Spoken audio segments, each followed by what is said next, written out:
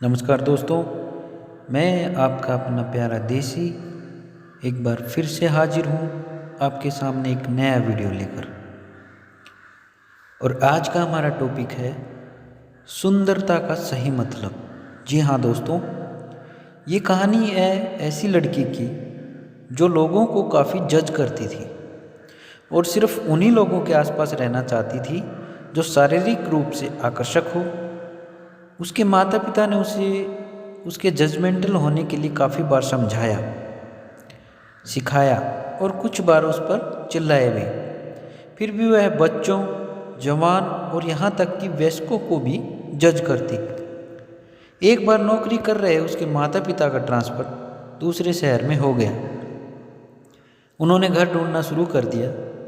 कुछ घर देखने के बाद माँ के मन में एक अद्भुत विचार आया।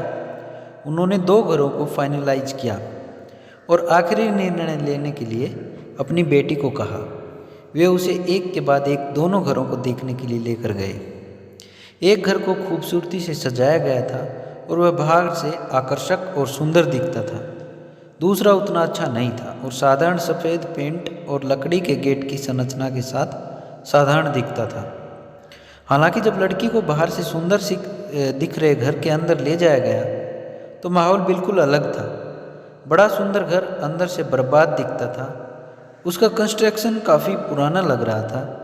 बदबूदार और अंधेरे कमरे, दीवारें क्षतिग्रस्त थी, छत टपक रही थी, शौचालय दागदार और गंदे थे और फर्श इधर उधर से टूटा हुआ था और प्राकृतिक प्रकाश का लगभग कोई स्रोत नहीं था।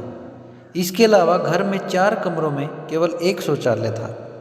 दीवार के अंदर कोई अलमारियां नहीं लगी थी। ड्राइंग रूम बहुत बड़ा था और कमरे छोटे थे। हवा के आउटलेट और खिड़कियां सीमित थी। उस घर में लड़की तनावग्रस्त और डरी हुई महसूस कर रही थी। अब बारी थी दूसरे घर को अंदर से देखने की। जब उसे साधारण पुराने घर दिखने वाले घर के अंदर ले जाया गया तो उसने देखा उस घर को बड़े साफ सफाई से रखा गया था और अच्छी तरह से मेंटेन रखा गया था। अच्छी लकड़ी के फर्श, डिजाइनर मैट, पेंटिंग, फर्नीचर, खुशबू, साफ शौचालय, अच्छी बिजली और कांच के शोपीस के साथ कोई भी मंत्रमुग्ध हो जाए ऐसी घर की सुंदरता थी। घर में प्रत्येक कमरे के लिए संलग्न शौचालय थे। कमरे आनुपातिक आकार के थे और कई खिड़कियां होने के कारण क्लास्ट्रोफोबिक महसूस नहीं होता था।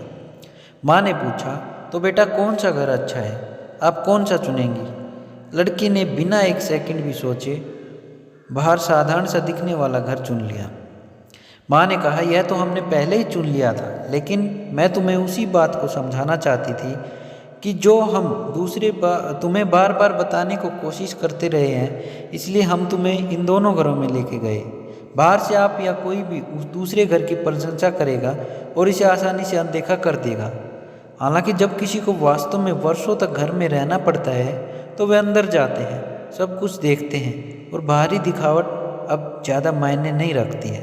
दरअसल तुमने भी अपने आराम को देखकर और अंदर की हकीकत को जानने के बाद बेहतर दिखने वाले घर को ठुकरा दिया था, वह स्थान जहाँ तुम वर्षों तक रहोगी। इसी तरह हमारी इंद्रियां दुनिया के साथ बातचीत करती हैं।